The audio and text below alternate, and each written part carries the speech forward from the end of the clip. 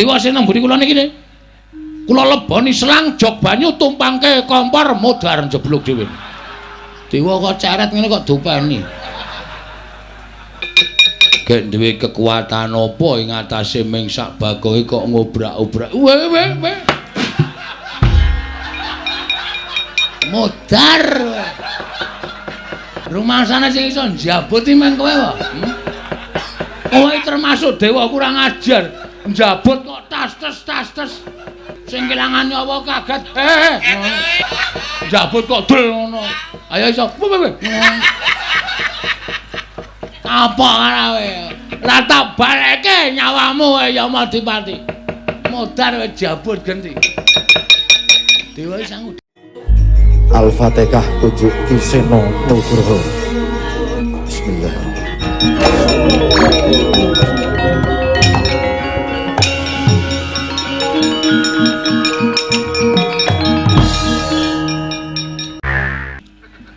Bagong, ngapa meneh iki jaret iki?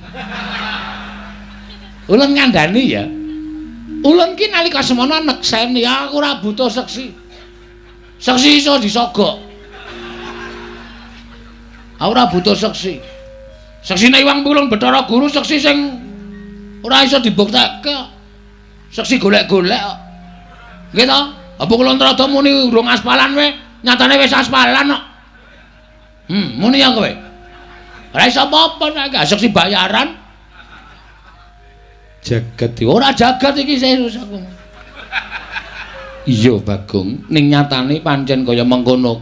Kula ora percaya. Titik. Nek kula sowan teng kayangan mung dipameri Bagong dumadi saka ayang-ayang, kula mboten percaya. Percuma kula munggah teng kayangan. Saniki kula tak takon, sampeyan iku dewaning para dewa. Dewa sing dhuwur dhewe. Terus kula ajeng takon teng pundi nek mboten takon Bathara Guru. Hah? Samana mon kendel mamon pukulun. Bathara Guru kok meneng wae. Terus ayo gak ditulis nang blabak apa pelajarane. Kok meneng wae ora? Kakang Rodo kados pundi? Kula cumangkaken. Aduh, kriwian dadi kerojokan, geguyon dadi tangisan iki mengko ora geger ora karo-karuan nek Bagong nganti kaya ngene watrawe. Oh, Ndaran, kula tak takon sapa? Mongko. Perhatian. Bocah iki ngapa ta ya? Nek nganti pukulan Bathara Guru gak iso. Ngomong cara apa meneh iki? Menjelasno. Sapa to? Bapak Inyong Warataya.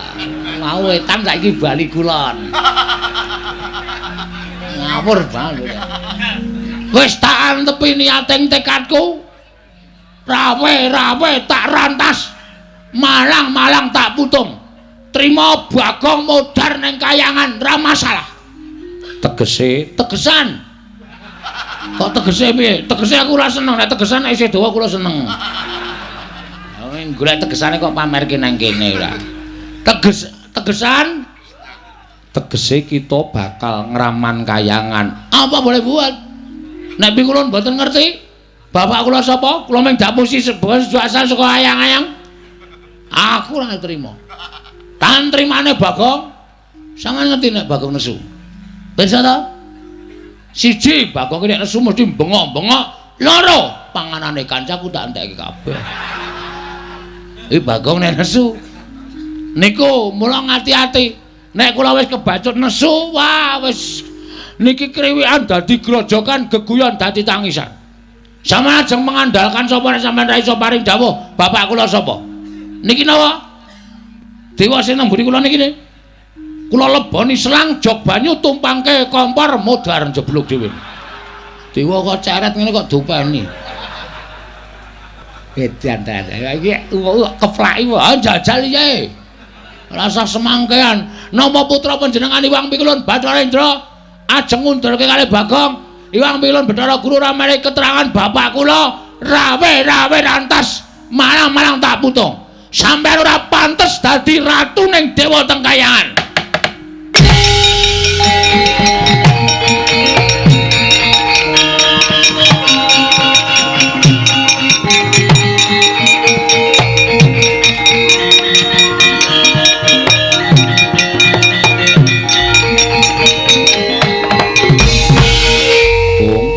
sidam sekaring bawana langgeng. Oh ilahi ngawi kena mantu sidam sekaring bawana langgeng. Sekar mayang. Edan tenan ora edan kowe arep ngopo Ndra? Lho.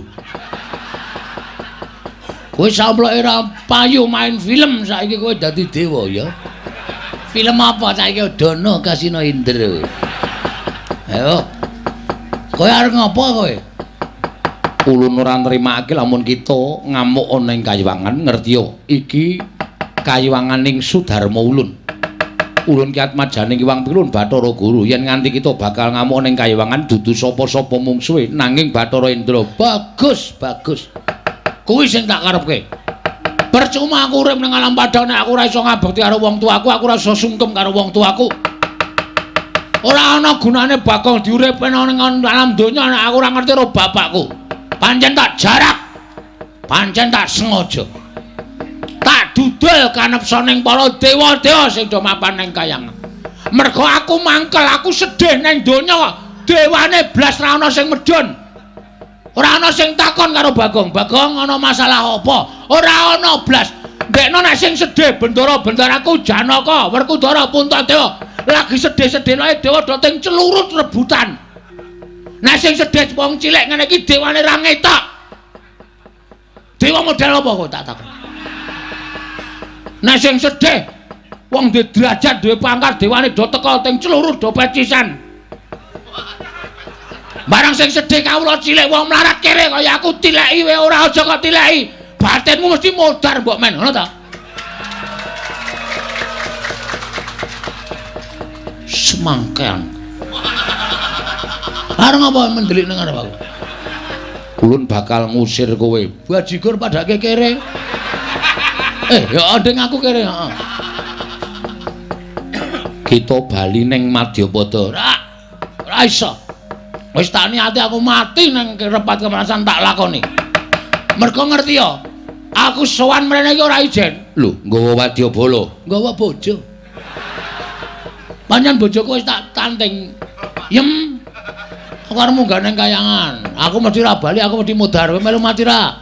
Gandeng kula tresno kali Mas Bagong, sebaya mutu sebaya mati, omah ditinggal kula nderek sampean. Iki samyem nunggu nang repat kepanasan. Kepanasan kae buan pecah sirahe mbok men. Aku nunggahane wis berdua, dua sejoli karo bojoku Ndra. Dewa iki ora malati nek karo Bagong. Titaliane iki jangkar karo dewa do kewalat kok iki drandra-drandra ora ana sing kewalat babar blas. Kon numpangke kompor kowe. Ngrasani ora. Sermu piye? Metu njaba. Piye? Metu njaba. Kowe ngerti ora akibate metu njaba? Sing jeneng wong bebrayan nang alam padang. Sing wing resmi dijabke karo kawula kuwi aja nganti ditokke njaba. Ben duwe anak, ben beputra. Aku dewa kok malah ngajani elek. Oh, macam apa kowe iki? Kabeh iki men do duwe keturunan, anak beranak. Kok malah sampe metu njaba metu berarti titah iki sing do kurang ajar iso melu-melu karo dewa. Wis ditokke njaba ta. Kita sing metu njaba. Mah. Beda e. Tegese metu ning repat kepanasan. Ndra, le omongi sing genah, kok ndak malah kewirangan kowe. Ayo tak jak metu ning repat kepanasan ngono. Tak jak metu ning repat kepanasan. Sire karepe. Bakal tak jarwani sapa wong ngaduwa kita. Lho, bapakmu ora ngerti kok kowe arep ngerti. Kowe arep aksi tipu-tipu karo aku ya. Kowe arep ngapusi karo aku. Buya, ulun ingkang ngerti. Nadyan Kanjeng Rama pukulun ora mangerteni nanging ulun ingkang ngerti. Apa mau Hondra? Buya. Buya ya apa pukulun? Buya iki ora. Oke. Nek kowe nganti ngapusi aku mboya mikir dua kali lho. Yang ngritik dari terus kata-katane dienggo. Mesti ra rampungi kowe. Aku wis ora mikir, aku ora wis mboya mikir Kowe iki dewa mboya dudu. Pokoke tak rampungi tenan. Ulun Boyawedi. Padha aku ya Boyawedi. Nek ngono ayo saiki dineng repat kemana? Nek nganti kono engko kowe ra ngandani aku aja takon dosa. Ulun Boya bakal petungan perkara dewa apa titah. Ning mesti sira mesti bakal Boya tak wenehi apa ya? Kawelasan. Mergo aja kok kowe warung wis saiki aku niat Boya mbayar. Indra junjungan metu njaba ndak omong wae bocah iki. Iki nek ora tak junjung metu njaba malah omong wae iki ya dewa elek meneh iki. Hah? Wis tokke njaba isih dijunjung. Model piye kowe tak takon? Ayo, arep omong apa kowe? Ngantos bingung anggen kula nanduki dhateng Ponokawan Bagong. Mboten nginten menawi Bagong keng munggah wonten ing kayangan. Dalah kula menika menawi mboten sabar kados menapa polah kula. Lah dewa apik-apik nang kayangan disembah karo para dewa dunake ceret. Arep ditumpangke ning kompor barang trembelane ora. Ning nuwun sewu. Napa sendi aturke Bagong menika menawi dipun tampi nganggo nalar kamanungsan tartemtu badhe damel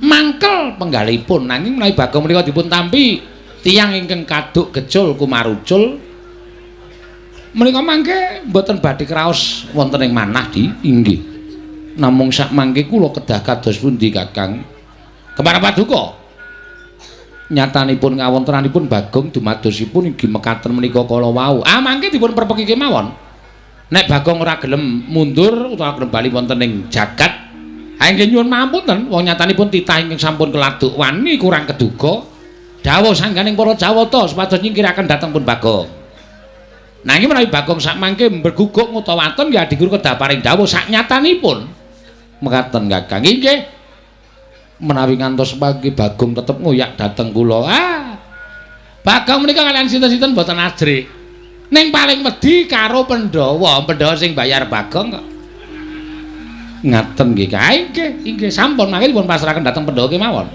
menawi Bagong tasih kados mekaten polahipun utawi dipun pasrahaken dhateng sanak kadangipun inggih menika kala gareng kalian Petruk mekaten Kakang inggih nah ingatan kula ingkang badhe merpeki dhateng Ponokawan Bagong mangke kula ingkang badhe mblabaraken sejarahipun Bagong Kakang inggih kula semanggaken Yamadipati wonten dawuh ketapna sangganing para Jawata kinen ngundurake Bagong mbuh kepriye carane niki ngestaken dawuh ya pamit madal pasilan sing ati-ati aja kaya bocah cilik ulun nedya tedhak saka Sela Kandha waru binanggun manjing jroning Suralaya Kakang Narada punapi nderek supados dipun bibaraken sangganing para Jawata para widodara lan widodari Kakang inggih nyuwun pamit madal pasilan ngatos-atos sampun kados lari alit purna gatining pananggilan sanusa sundur kedaton jelok jangking damparaken cara kenapit gambaran gading kadhiraken sangganing para mban cedhi manggung ketanggung Jaka Paloro ing sami ngambil upacarane keprabon kawis tinggal saking Mandura tindaknya Sri Naranata katon ngirang penggaling sang nata wau isih mesa ora gelem bali saka repat kepanasan kowe Bagong bali nek wis ngerti babeku sapa lho oh aku nek ngerti bapakku sapa taun ana Windarana aku arep mulih saka kayangan Bathara Indra siji kowe keluputan wani karo Sang Hyang Jagat Giri Pratingkah angka 2 kowe ora nganggo tata krama ning kayuwangan kanthi cara mengkono kita keluputan ra masalah arta kapak-kapake ra masalah iki mau aku entuk dawuh Hyang Pikulun Bathara Guru ya Hyang Pikulun Jatimurti malah kowe bakal jemplungake ana ing kawah Candra Dimuka sapa sing ngomong ngono iki Bathara Guru ngarsa dudu jare guru ki Den Bagus sing ngarsa dudu ning Bathara Manikmaya ya wong tuaku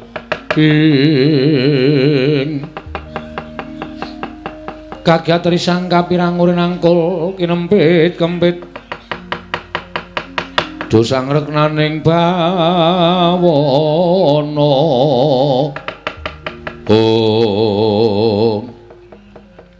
Dadi aku takon bapakku karo Bathara Guru ki Bathara Guru malah dawuh karo sampean Bagong kon nyemplung nang Kawah Candra di muka ngono.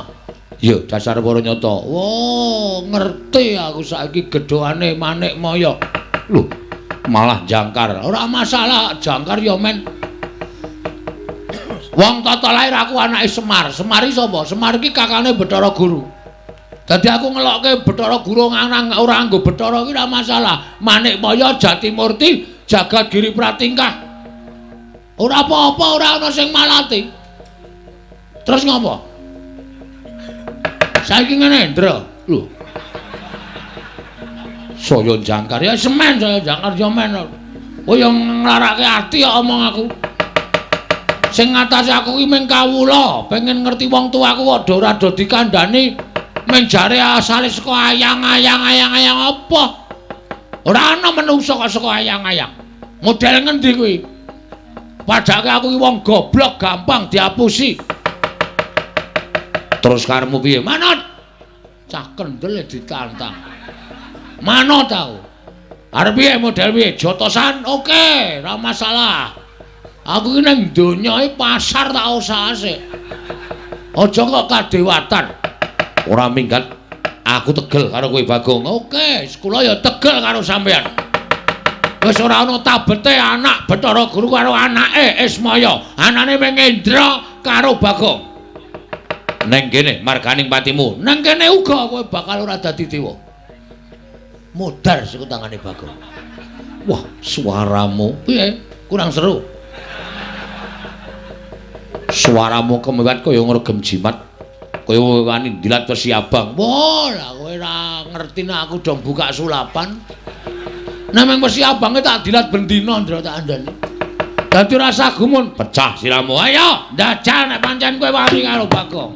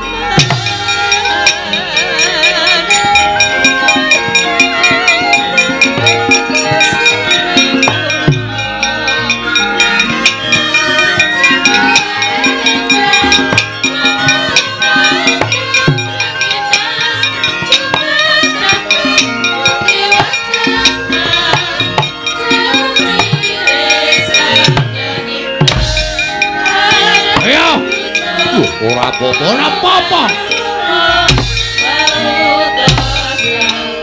Hai,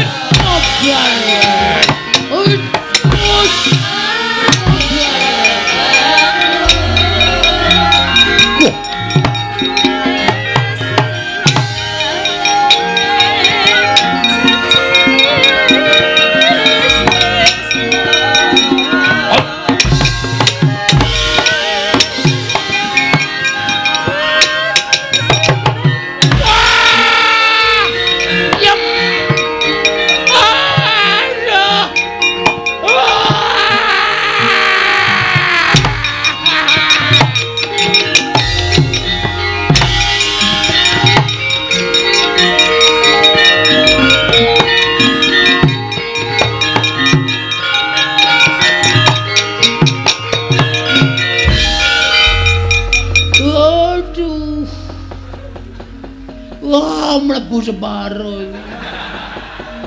Oh, kerasa tenan. Ah, Bathara Indra tenanan. Wong wilahing Mas Tunama Sidam Skaring Bawana Langgeng. Manik Maya teka Tegel timen sira dawuh kelawan para dewa Mulasara kelawan Bagong.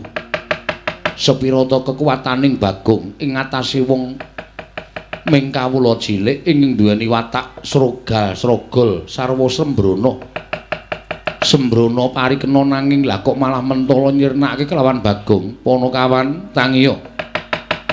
Ulun paringe kekuatan ingkang luwih saka para Jawata.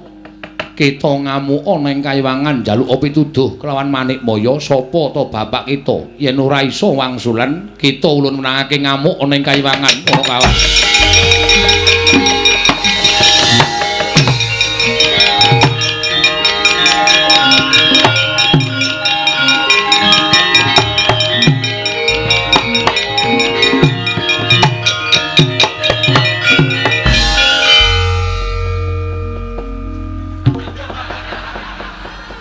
Sapa ya iki mau nguncalke bambu runcing ki mau temancep neng dada anggepe Bagonge wong loro saudon telu saurupan wae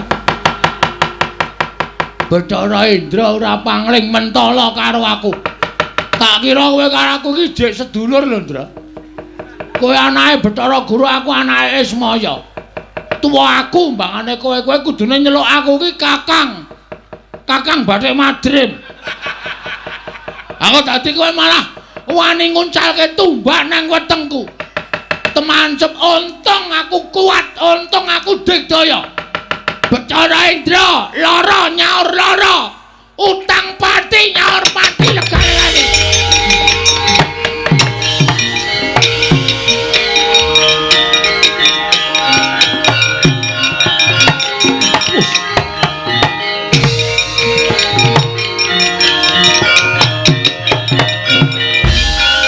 Bagong kok mripate mendonong. Nesu!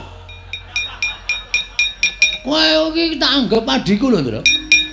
Lho, adi saka ngendi? Lho, kowe anake sapa? Bathara Guru. Bathara Guru adine Semar. Berarti kowe iki isih adiku dhewe.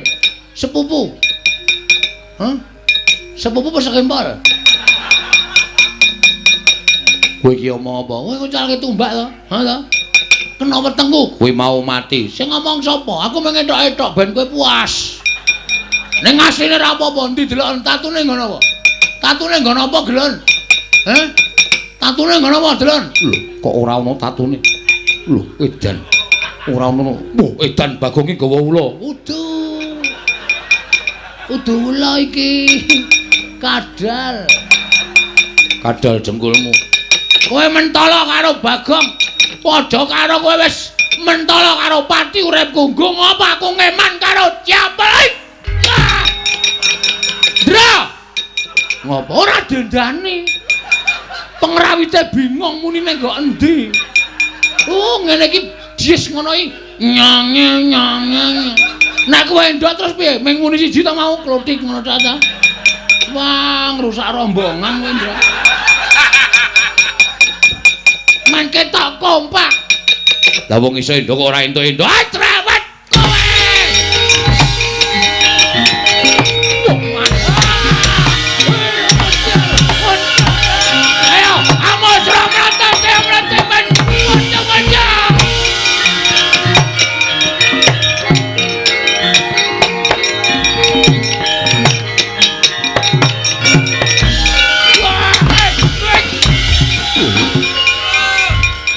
Gleleng kok. Edan Bagong iki. Sapa iki? Iki Aldendra iki dudu. Bathara Brahma Dewaning Geni. Wah, nyilireke. Dewaning Geni kok nyilih rek ora. Aku kan mau ora gorek Animatra kok kebingungan. Kene? Yo. Wes. Wah, edan tangane iso murup. Dewaning Geni apa-apa iso murup. Kowe kok ngamuk Bagong, wis ora urusan. Ngajar karo Kakang Bathara Indra. Ah, Indra sing marahi karo aku. Aku mung takon bapakku kok. Dhek diperintahi kon mateni Bagong. Apa aku salah? Apa aku kleru? Lho. Kleru mergo kowe ngamuk ning Kayangan. Apa Kayangan ki terus ra entuk diamuk, heeh. Nek dewane do salah. Ora pantes dadi dewa. Nggo apa do dadi dewa? Kowe bali ya Bagong mumpung aku durung nesu. Lho, aku wis nesu ket mau e. Kok kowe durung iki piye?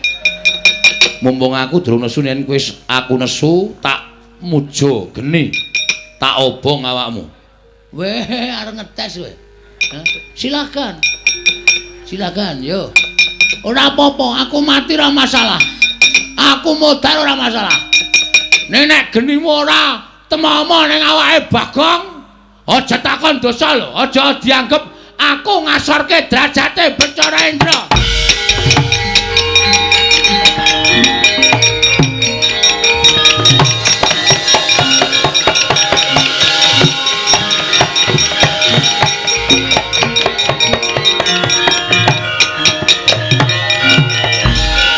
Mati gosong ora bakal bisa nglawat.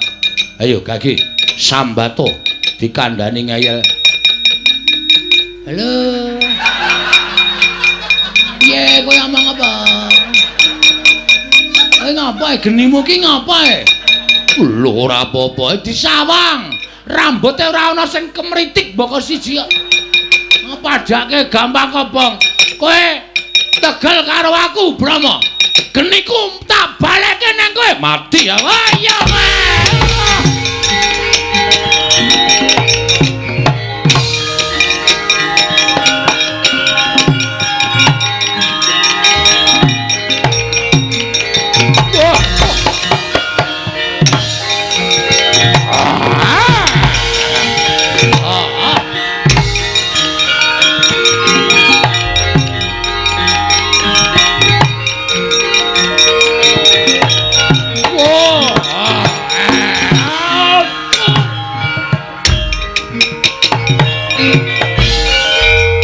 Ngaku Digdaya mungsuh dewaning pepati modar jiabut nyawamu.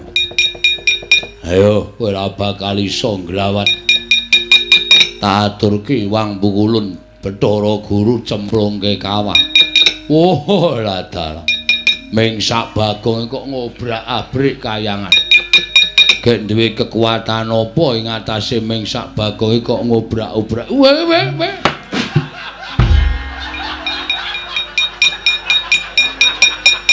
Modar. Rumangsane sing iso njabuti men kowe wae. Kowe termasuk dewa kurang ajar. Njabut kok tas-tes. Isih halus aku nek njabut.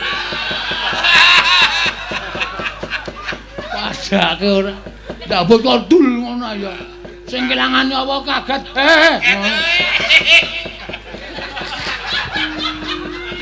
Njabut ki ya trunyu ngono ta. Sing kelangan nyawa ki ikhlas. Njabut kok dul ngono. Ayo iso. Apa kowe? Lah tak baleke nyawamu ya Madipati. Modar kowe jabut genti. Dewa sang udit ora ya? Alah tisu basah minan. Oh, paling minggu raup paling. Dewa gawane ming tisu basah.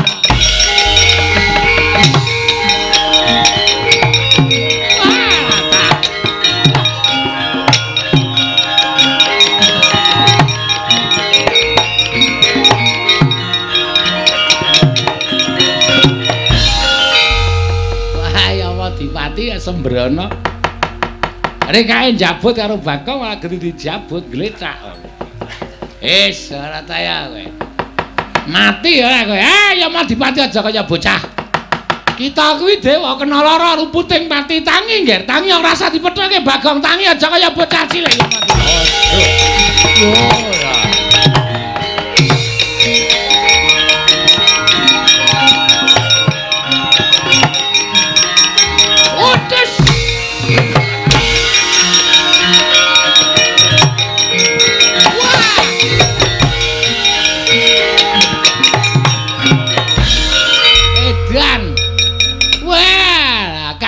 Aku ketemu karo Bagong mripate mendonong. Wah, nek ra mlayu cilaka iki. Nek ra mlayu mesti kisruh mergane. Wah. Cilaka tenan. Wah, anak Semar nek wis nesu ya ngilani. Gugu karepe dhewe. Alah mesake. Dewa kok cawete suwek. Wah!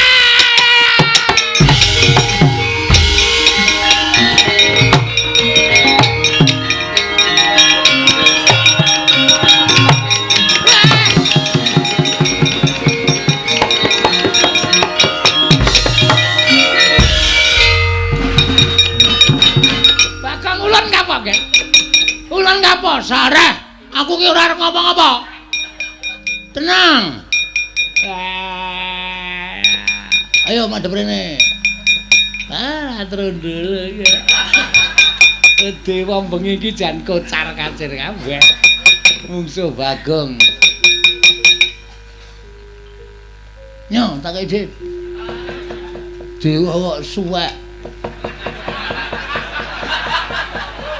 Mulai tak ngetkis kok ngisor kuwi iki kelontrong kok.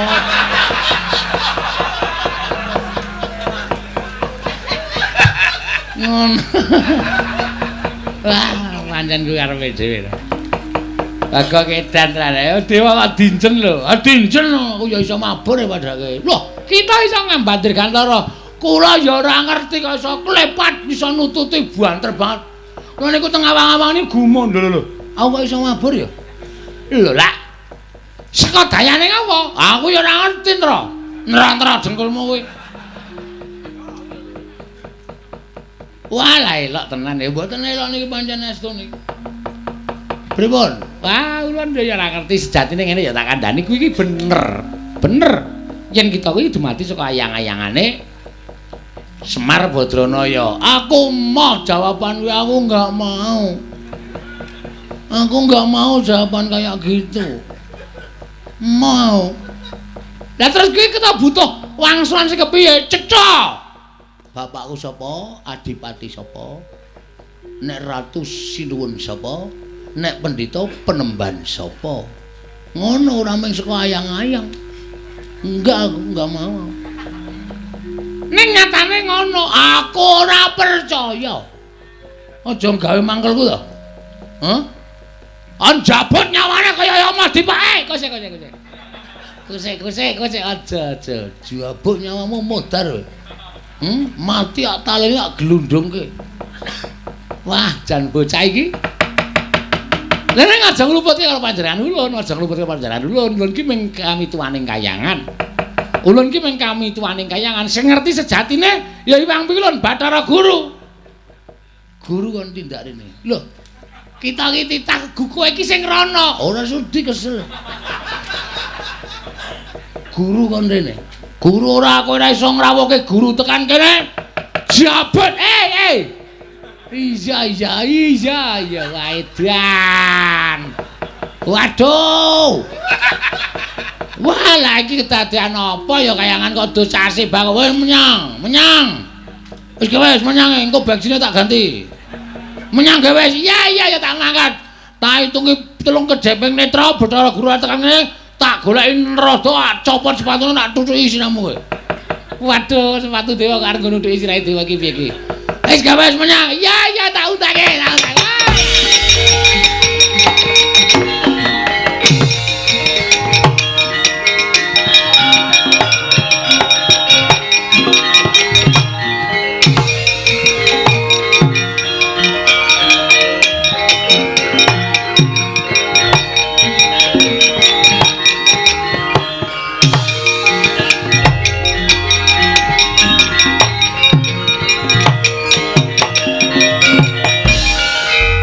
Pandhita kang kinarya wangsit pindha kombang ngajaping tawang susuh angin ngendi nggone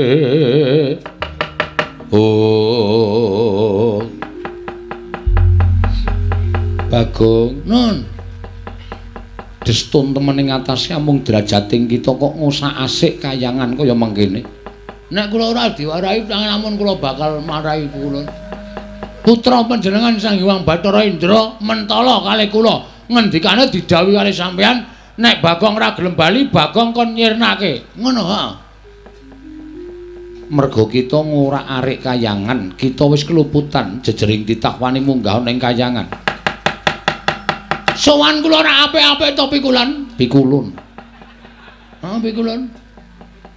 Kula pengen ngerti bapak kula niku sapa. Kula gugat teng kayangan niku pengen ngerti bapak kula sapa, siapa. Ulun wis crita, kita kuwi kedadian saka ayang-ayang. Ayang-ayang meneh. Aku ora percaya, kula mboten percaya nek kula kedadian saka ayang-ayang. Kula Narada niku wis ngendikake kala wau sadèrèng sampeyan rawuh mriki. Kita kuwi kedadian saka ayang-ayang. Wis ora percaya.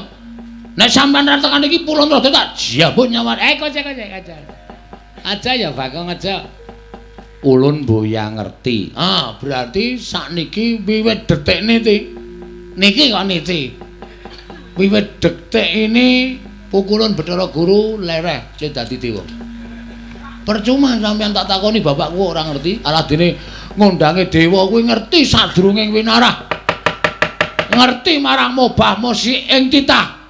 Mana kenyataannya? Sampeyan tak takoni bapak kula ora ngerti kok ngerti kahanan jagat iki, Jur. Piye wis aku tak takon? Aku kudu piye? Di ngatas-atas ya, Di. Ngatas-atas. Bagong mripatipun sampun mendelik kados ngaten iki ngatas-atas. Yen ngono kowe meksa, mesti meksa. Pokoke aku nek kula nek durung entuk keterangan bapak kula sapa, Taunana Windanana kula ajeng teng kayangan. Tenan kula ora ngapusi ajeng kula gawe geger kayangan. Kula ajeng teng pundi-pundi pokoke. Ayo, anggere nesu nak ngendi di sini ta. Jane jan apa kayangan kok teng trenyek ra karo-karoan. Asli ra ngapusi aku. Ora arep tak guru ki. Ben teng mriko tlotok teng mriko tlotok ben kayangan ambune ra enak. Wong bila sanghong-anghong apa? Ora suruh kok hanghong-hanghong. Yen ngono kowe wani kelawan kadewatan. Ora wani sebab apa? Guntur geni guntur angin. Bagong Sirnakna leburen saka jagat guntur geni guntur angin.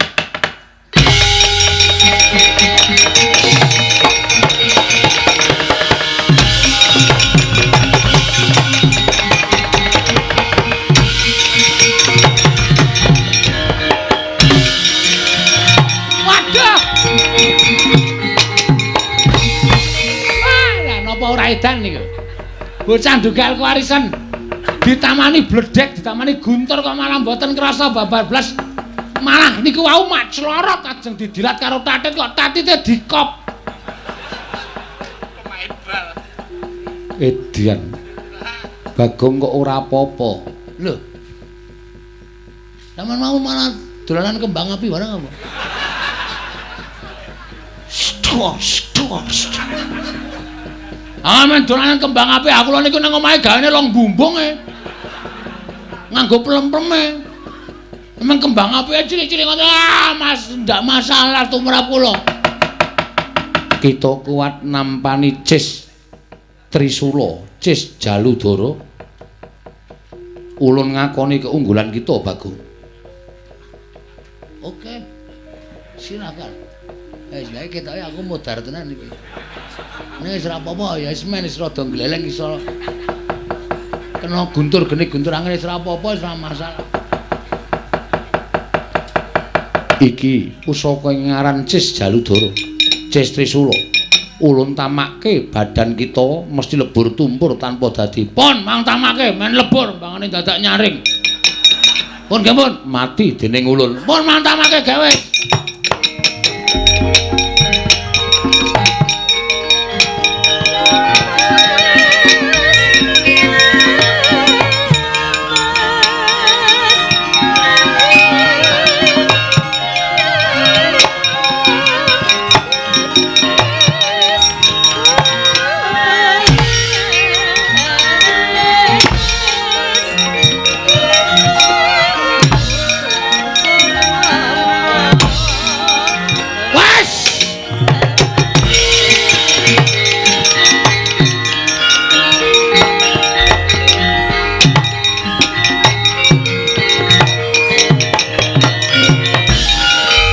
Tetep dadi masalah iki. Sababe apa? Nek namake pusaka nang peteng ning dada ora nang ngendas. Ki potong aku pethak ki. Asem iki. Ayo tak potong kaya Ronaldo. Kok dicowes nganggo gaman marai berset pethak. Wah, wis samyem pangling ki. Kok pun kados mboten Ronaldo Kamas ana cilaka iki. Kowe gawe nesu ning Bagong kowe. Ayo pusaka meneh sing tak tamake. Ora-orane bakal tak tinggal loncat. Aduh Kakang ketiwasan.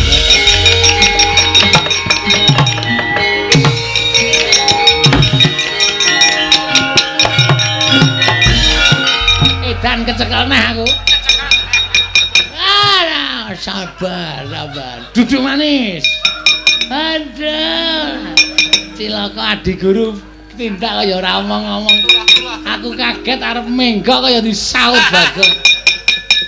Ketangkap yang kedua kali. Jenuh jerah apa tidak? Wis ketangkep pindho kaya mesti ora jerah kowe. Ora jerah kowe. Parat kowe ya.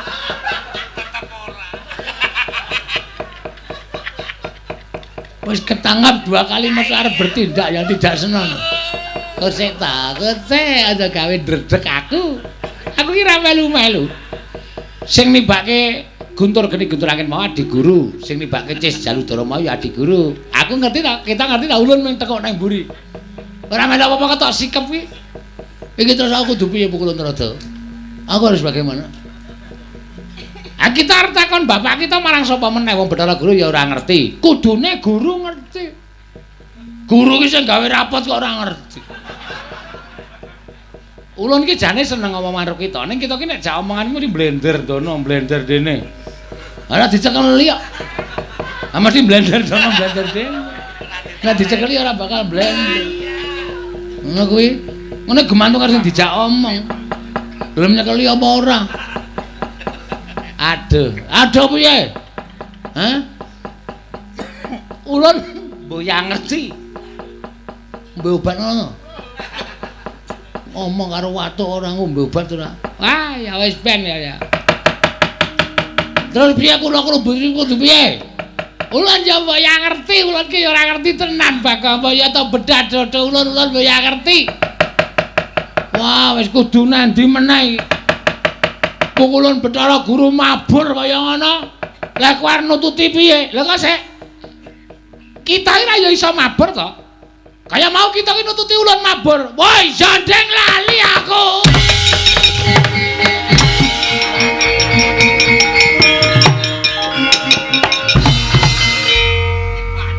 Bangkeane nggo pancatan. Trembelane tenan. Dumen rada ki rada wungkuk terus bangkeane nggo pancatan. Wah, bocah kok kaya ngono. Nah, Kakang Semar kaya ora ngilik-iki. Wah. Aku wis monggo ditimun sekecaken ning nyuwun pamun lho Di ngatos-atos Di. Kedah prayitna ing pangandikan. Menawi boten prayitna mangke Bagong malah saya ngombro-ombro. Kati yobeng angin sumyak swaraning karengyan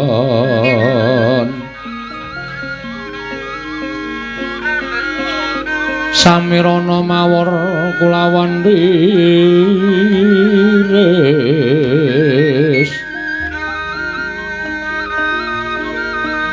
lumrang kandaning puspita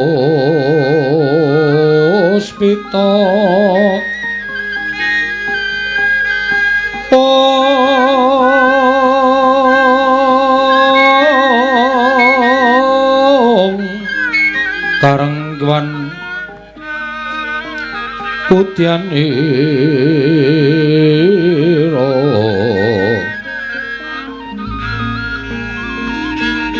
sang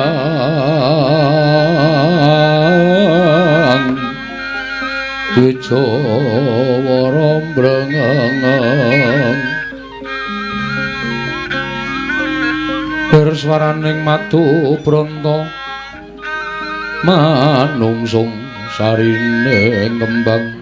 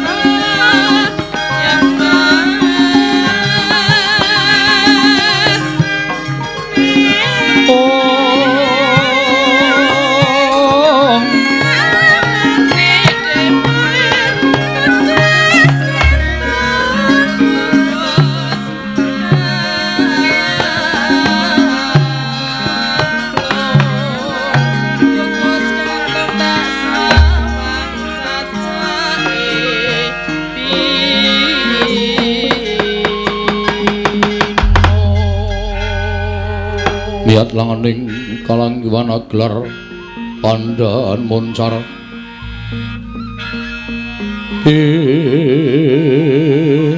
non lir kekonang surem sorote tan padang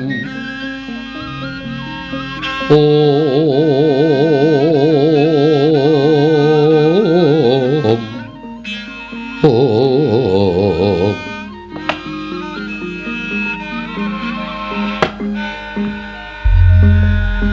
Koko Prabu sawetawis rawuh paduka Kanjeng Koko Prabing Ndorowati ingkang rayi ngaturaken pasegan panakrami kunjuk Sandhawa Pada paduka Kanjeng Koko Prabu. Inggih, Yai.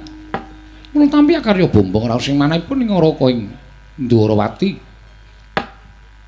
Namung kosok wangsulipun kepareng kula ngaturaken pudyastawanipun ingkang Raka kunjuk Koko Prabu kula tampi nggo jimat paripik dayana ing kasantosan. Kresna kakangku aku ngaturake bekti. Iya ya Dimas.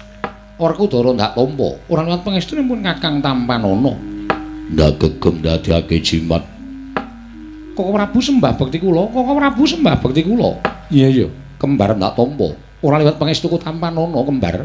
Kula pundi nggo jimat niki? Kula pundi nggo jimat paripik dayana ing kasantosan.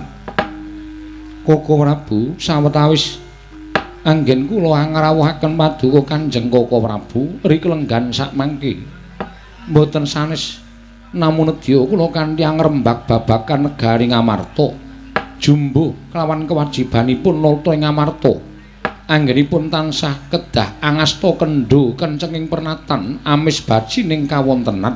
Yai kula nderek rumajeng namung semantena mugi andadosna ing kawuningan menapa mboten langkung prayogi menawi anengga dhateng jangkeping para Pandhawa. Liripun kados pundi paduka paring dawuh ing mekaten? Inggih. Amargi menawi mboten jangkep samangke badhe tumpangsa anggenipun badhe manata negari ing Ngamarta. Wilinggih saking menika sawetawis katengga langkung rumiyin semanipun kadang kula pun Arjuna sumados sakmangke menawi ngembak babagan kendho kencenging negari kadang kula ing Madukara ugi sampun mangertosi menawi dados sabda paduka Yai Prabu ing Ngamarta, Yai Prabu Darmakusuma. Sarating pandham sumula madangi jroning pasarean ngenangi wadana katon remu-remu kalingan ngrengeng sang dyah manah engkung sumungkem guling ing dereng ngantos paripurna sami mbawacana kasaru ingkang abiyantara miwah ingkang rawuh madyaning negari Ngamarta nenggih Iwang Pikulun Jatimurti akarya cingak sangya para Pandhawa. Long-long ing tiya mangungkung kandhuan limang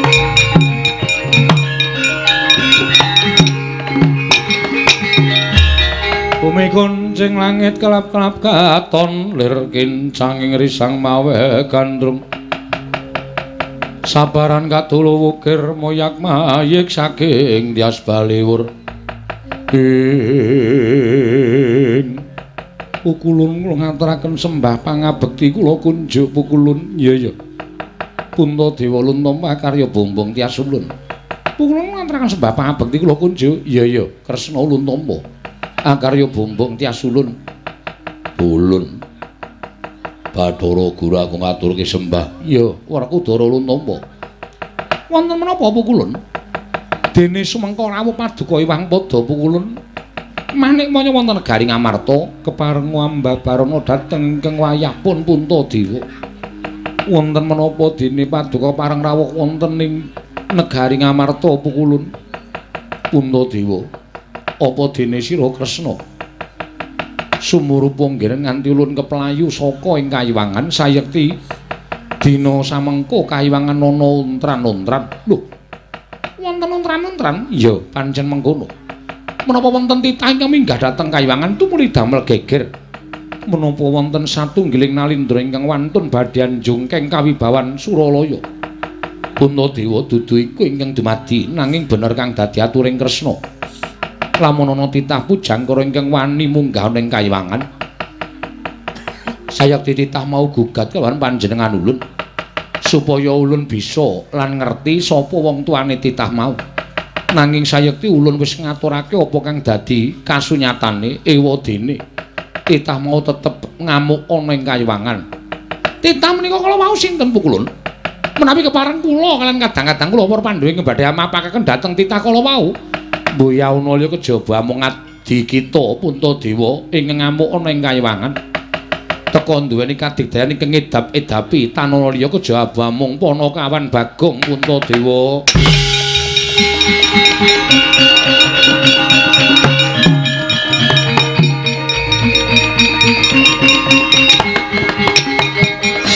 Jagat Dewa Bathara jagat pangestu kara wae lah dalah. Werkudara, Bagong sing gawe geger kayiwangan. Wah, ora pati dugamana. Kaya ora diwulang karo sing gerak. Ing atase derajate Bagong wani ngobrah-abrik kayangan. Kresna Lilanana aku tak goleki karo Bagong.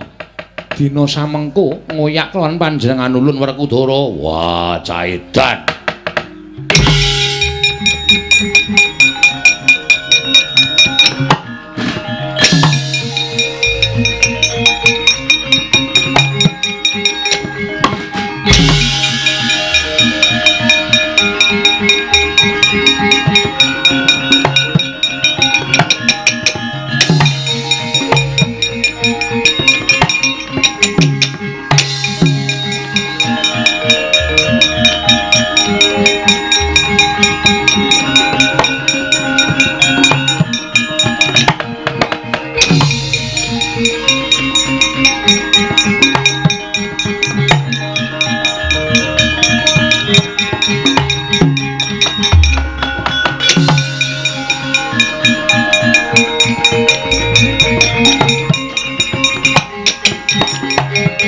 Bumi kuncing langit kelap-kelap katon lir kincanging risang maweh gandrung. Sabaran katulu wukir moyak mayik saking Dyas Baliwur. Surapati dugamana, ora lida ujaring wong daplok. Pukulun Bathara Guru mabur mudhun ana ing jagat. Aku wis mbaten mesti sowan para Pandhawa. Apa dianggep dume Bagong musuh para Pandhawa wedina wae piye? Tetep bae aku arep takon nek ora ana sing menehi keterangan karo wong tuaku. Aku ora bakal nrimakake marang sapa wae. Yata laruta saking Gudha Sang Kurakala. Yen namutusa Sang Sri nalika semanten ki Lurah Bagong ingkang linenggahan Sang Hyang Bathara Wenang. Mila luput senjata tawa katingal digdaya sekti mandraguna. Nalika semanten sigra Sang Hyang Wenang ginakaken daya panguwaos. Bagong sigra ngambah dirgantara parandening mangke. Bingung ki Lurah Bagong sabab lumarap wonten ing kayiwangan Ngundarandir Bawana.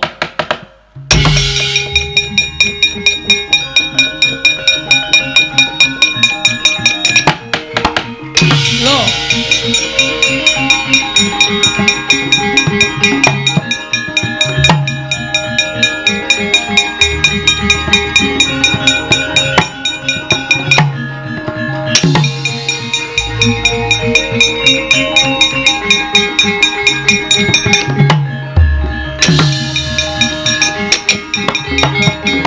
Werkudara. Apa Hyang Jagat Girinata? Apa ya kelakon atur Dara? Wah, nadyan aku dhewe bingung. Jarene diuyak Bagong kok bareng tekan kene ora eneng sapa-sapa. Bagong ya ora katon. Apa Bagong wedi merga Iwang Pikulun jagat Girinata mlebu ning negara Ngamarta? Aku dhewe ora ngerti. Lho, kok sik? Lah kae Janaka to kae.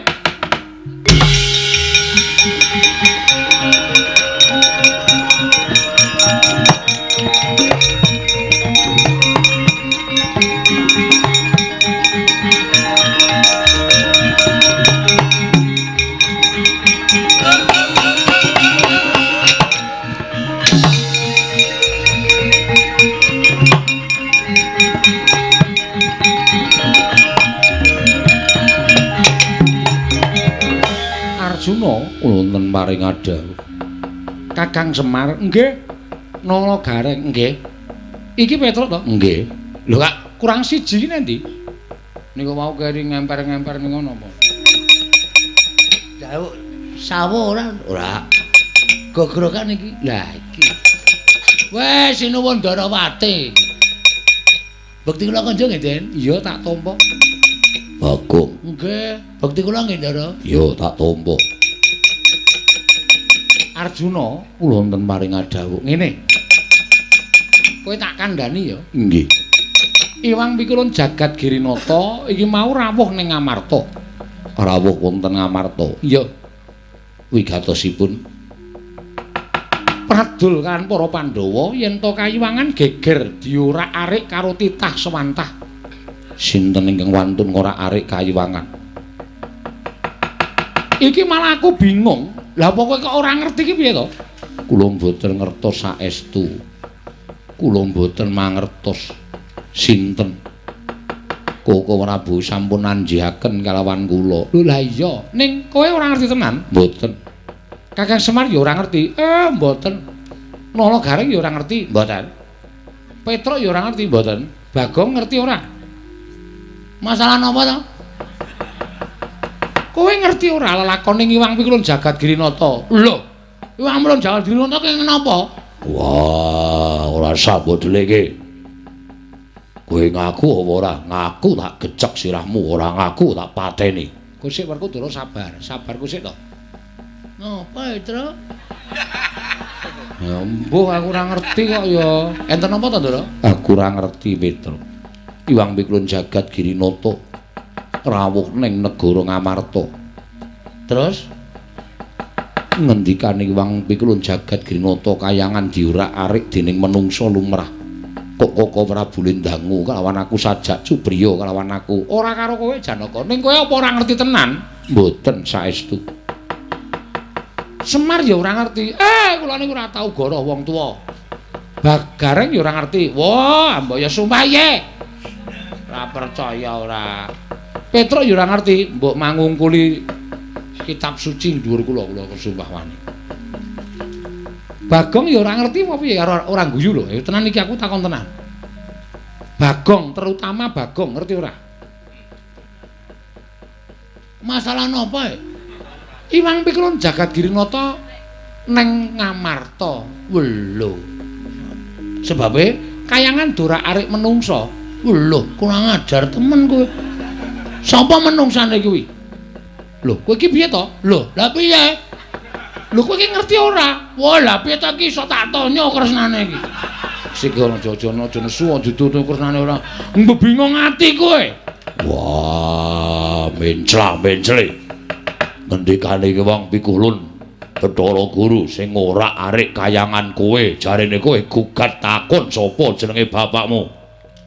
Wah, fitnah iki, Tru. Fitnah, Tru. Ge, se. Mangriyen Den, mangriyen ampun kesusu. Bagong niku kali kula pirang-pirang dina iki ora tau pisah. Neng omah ya kali kula, niki wau Swandara kali kula, gara-gara ya kali kula. Ora tau pisah kali kula. Engko gak Iwang Pikulun Bathara Guru sing menclah-mencle. Petruk aja kurang ajar, kae dewa kae iso wae menclah-mencle. Gurune teng pundi wae oklek-okleke mudhar. Ayo Semar nesu lho niki. Nek nganti sampeyan ngarani Bagong, Semar nesu tenan ya Pak ya. Bagong anak kula niku ora tau werna-werna. Ora tau aneh-aneh. Lah kok dadi diarani sing aneh-aneh? Bagong, Nun. Yen kowe iya ngaku iya, yen ora ya ngaku ora. Iya, Gong. Ora. Wah cangkemku ora kena dienggo omong. Ora, Den. Tenan apa ora? Ora sumpah mbok wani suntet. Rezekiku sak teluse wis to, modar sek nang kene. Wani sumpah kula mboten, Kosik. Bagong digawa ning negara dhisik Arjuna. Nggih. Mengko yen pancen kebukten luput tetep kudu dipatrapi pidana. Ya, aku mathuk. Nah yen kowe ora salah, kowe mesti bakal keluar saka dedusan sing mbok sandang Bagong. Oke, ora wedi aku wong ora salah. Tenan ning anggringku aku ora ngopo-ngopo ditanono. Kak kisruh sisan. Wah, caidan. Bagong nek kowe ora salah ora wedi, rasa wedi ora, Mir. Nek ora salah rasa wedi, Gong. Musuh apa-apa nek ora salah, nek diwarai rasa wedi. Ora wedi ya. Ayo, oke aku dirangkat cek ora masalah. Nek nganti aku kok ora salah, kowe kuwi do getun ngangkat aku tak kandhani.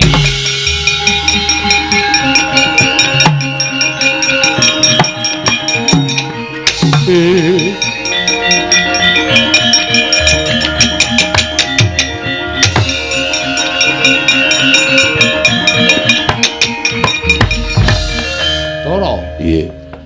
Lah kok dadi aku malah bingung. Mongko Bagon tetek banget nggone rumangsa ora salah. Iki piye? Wis dinteni. Pundhating lelakon. Gusti Maha Adil mesti menehi pepadhang tumraping Pandhawa.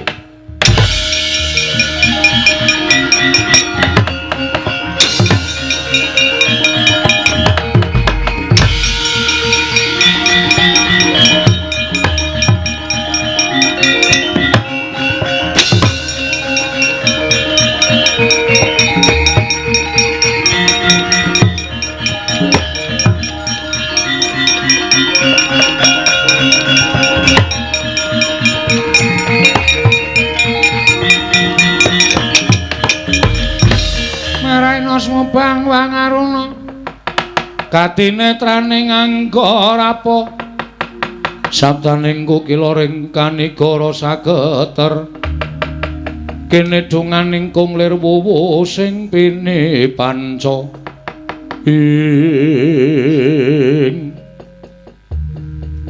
ya anake sapa yaene klitian iki aja ngawu gawar ngawur Bagong. Kita kuwi mergane bisa digdaya ulun ingkang ngemong raga kita. Kita dipatrapi sarta ditibani pusaka saka Bathara Guru Rapapa iki merga saka ulun. Nek saiki kita ditibani pusaka mesti mati. Wah. Panjenengan sinten Bu Kulun? Ulun Sang Asih Prana. Asih? Iya. Kok lanang? Ulun Sang Hyang Bathara Wenang. Oh, Sang Hyang Bathara Wenang sing nggih pondhong kula nggih. Iya. Kita arep takon apa Bagong ulun ingkang bakal paring wangsulan. Kula niku mung bingung pengen ketemu ale Bapak kita Semar. Lho. Bisa tak kisruh sisan kene. Kula niku wis ngerti nek bapak kula Semar. Nek ning anu wangsulane bapak kula niku Semar kula ora dakal kedarang-darang tekan mriki. Bagong, dalem ngene. Biyen nalika Manikmaya kadereng lan kepingin dadi dewaning para dewa wekasan atur pelapuran ingkang ora sak mestine kelawan Sang Hyang Bathara Tunggal. Bathara Tunggal kuwi bapakne bapak kita. Ya kuwi Semar. Eyang. Iya. Eyang Tunggal. Tunggale teng pundi? Jenenge Eyang Tunggal. Oh nggih. Tumuli Semar dikon mangan pagering bumi ingkang sisih wetan. Ismaya nalika semono jenenge lan Tejamaya ya Teja Mantri dikon mangan pagering gunung sisih kulon. Kekarone padha bubrah ragane wekasan ditundung urip ana ing jagat. Nalika semono Tejamaya dibuang ana ing jagat sabrang dene Ismaya dibuang ana ing jagat tanah Jawa. Nalika semono durung ana bangsaning menungsa sing urip ana ing jagat kuwi bangsaning jin. Oh nggih. Lah nalika semana ulun dhewe ingkang darbe penemu nalika si Manikmaya nglarapake kelawan kadange sepuh ya kuwi si Ismaya sowan ana ing Ngundaran Tirbawana nyuwun supaya diparingi ruwang. Nggih. Terus nalika semana ulun paringi ruwang ya kuwi wujude ayang-ayangane Semar ingkang ndak puja dadi wong kang ndugal kewarisan.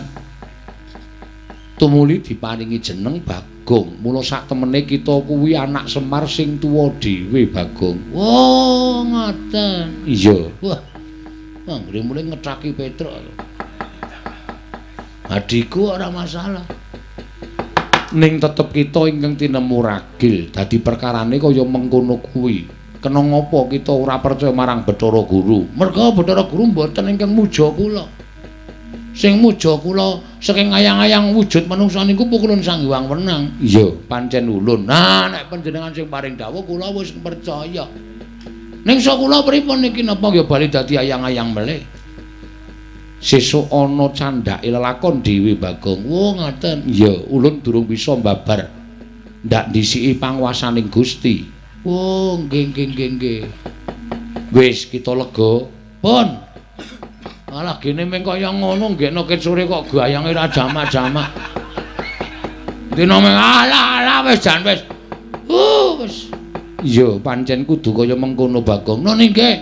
Kita bali ning jagat merga bojo kita ingkang kita dawuhi wujud Bagong dina samengko dirangket dening Pandhawa sabab dikira kita ingkang ngosakasik kayiwangan.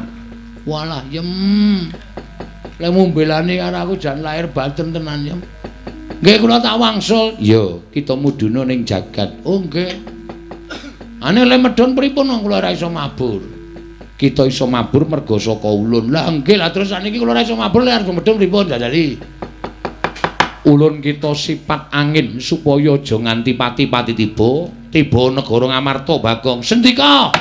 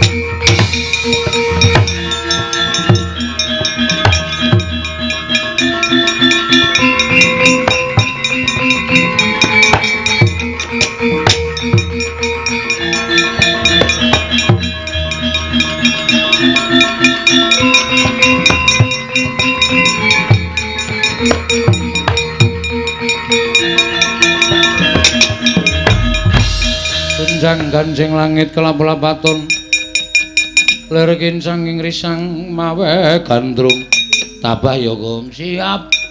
Wong ra salah santai wae, Tru. Ha iya. Pukulun menika ingkang abdipun Bagong. Bagong. Wong kang kaya kowe wani gawe rusak kayangan malah samengko bisa gawe srana ulun tedhak ning Madyapada. Kita nandhang luput Bagong. Nuwun sewu, kula niku mboten tumindak napa-napa Pukulun. Kula niku mboten tumindak napa-napa, mboten ngoyak-oyak sampeyan. Kula niku nderekke Ndara Janaka ali Petra ya, Tru. Heeh. Niki kula nganggo seksi Petra. Ndara Janaka nggih dadi seksi. Inggih, Pukulun. Arjuna kita mbuya usah melu-melu. Merga saka pokal gawene Bagong kaya mengkono ulun kewirangan. Wong kang wani gawe wiranging Iwang Pikulun Bathara Guru tetep kudu ulun cemplungake ning kawah Candra Dimuka. Kula niku salah apa e? Wah, Jan, Gong, sabar ya, Le. Arep ora salah ning nek kowe ngadhep Iwang Pikulun Bathara Guru ki nyawamu aja karo neng bon-bon. Santai, santai. Tenang wae lho kowe iki. Aku mesti mati wis to santai wae. Wong kok teteke kaya ngono ya Werkudara. Wah, Caidan. Ngadep Bathara Guru sapenake dhewe. Asli kula niki mboten tumindak napa-napa. Bagong, Nun. mbok yo aja ngono nek tumindak akonana. Walah, jan wis. Iki wis termakan hasutan Bathara Guru kabeh. Kabeh do nyalake aku, kabeh do nyalake aku. Piye wis nek kaya ngoten iki kula tak takon. Pripun? Kita tetep bakal ulun cemplungake ana ing Kawah Candra Dimuka, Bagong. Petro, Nun, sapa kae? mboten ngerti ahine kok mara tamu niku. Assalamualaikum. Gong tak andel lho. Kowe ngapae? Ha kok suaramu? Aku kira nyuara apa-apa lho, wajan wis. Wong salah kok kesalah terus ta iki. Kene iki wis meneng wae lho, Tur. Truk. Ora. Petro, Nun, tilikane ngono. nggih. Ora masau kok iki lagi ana pengadilan Bagong arep diadili kok dodak-dodok ora. Hai, Lho. Kok andang tekan jaba, Gong? ngapae kowe? Ora kok andang tekan jaba. Aku yen maneng jaba antil modar kowe. Ora kok sapa? Wis ta. Akeh sing kono kae sapa kae? Padha kowe persis ngono kok. Ayo ndono karo aku.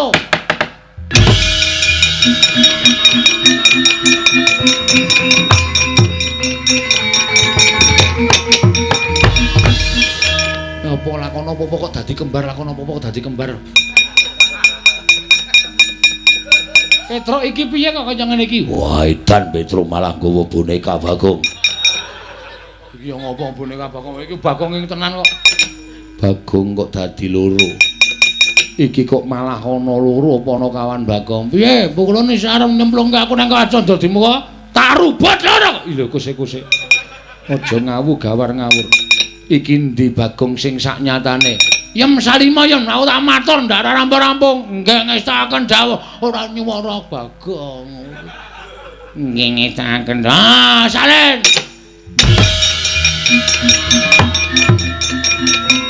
Mundur.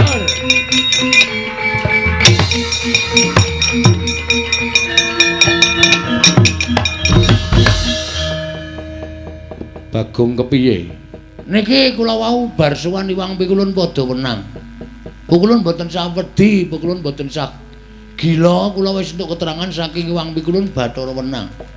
Wis ketemu lan wong atuwa kita. Ulun ki Mboyagara. Lamun ketemu kali wong atuwa kula.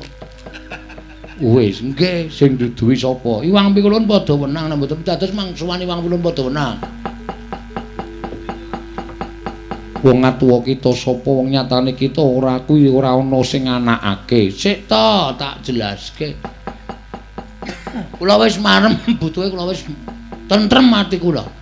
Kula wis ngerti sak nyatane. Ketemu karo bapak, Gong. Ketemu Kuwi anake sapa? Nake Semar. Aku mengajek. Wis ben sing penting trima. Nek keterangane aku iso asal-usul kok ndira aku wis ngerti. Oh iya, aku asal-usul saka ndi? As mengkon ning mengece nek tak omong rasa. Oh iya.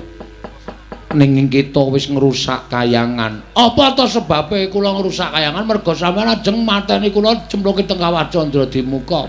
Niku dawuh yang padha wenang. Mula wong padha wenang mboten trima nek kula dipateni teng kayangan kali Bathara Indra duk nalika semanten weteng kula dicubles nganggo tombak. Nek ora pitulungane Sang Hyang Bathara Wenang kula ora bakal urip. Mula wis pantese ngendikane Sang Hyang Bathara Wenang ken nyampeke teng sampeyan. Niku wis dadi undu-unduane, tandurane elek ya undu-unduane elek, tandurane becik ya undu-unduane becik. Niki nek sampean mboten percaya kali omongane Bagong, niki wau yang padha wenang dawuh Bagong, nek Manik Maya ora percaya karo sing tok omongke kuwi dawuh ulun, ulun kang bakal terjak ning Ngamarta ngukum kalangan Manik Maya. Iya iya, Bagong ulun percaya, Bagong.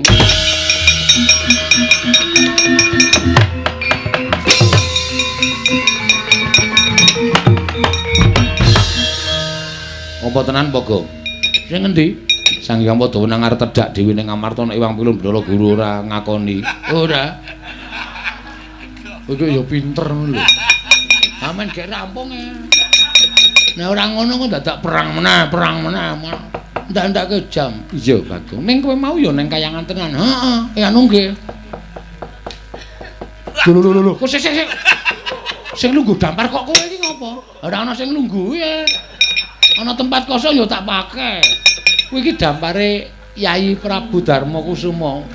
Bagong wong edan sak penake dhewe dampare ratu. Wis mulai iso gelut iki wis. Ratu ra iso gelut dadi iso gelut. Iya, Bagong. Nggih. Semar nanti, Tru. Ayo mana? Piye, Tole? Aku wis ngerti, Pak, sejatine. Asline tuwa dhewe anakmu iki aku to, Pak. Jane iya. Ning mergo kabeh mau kudu nganggo Petruk Gareng tak dadekke sing tuwa kowe sing enom. Ya ora apa-apa. Berarti aku nek sia-sia Petruk ora kualat. Mula kowe unek-unekke Petruk, unekke Gareng, ngapak-ngapake Petruk ku tangeh kualat wong jane umure tuwa kowe. Oh iya. Oke. Tunggu besok malam. Lho. Kok ndur ngancam besok malam barang wis kene wis rampung kok iso besok malam. Sia-sia karo Petruk aku.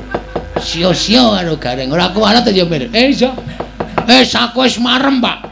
Nggonku gugan ning kayangan wis ditampa karo Sang Hyang Jagat Girinata lan wis dinehi keterangan karo Sang Hyang Padawenang. Alhamdulillah, aku wis ngerti asal mula bukaku, Pak. Tetep aku nderekke bapak tekan jaman apa wae, Pak.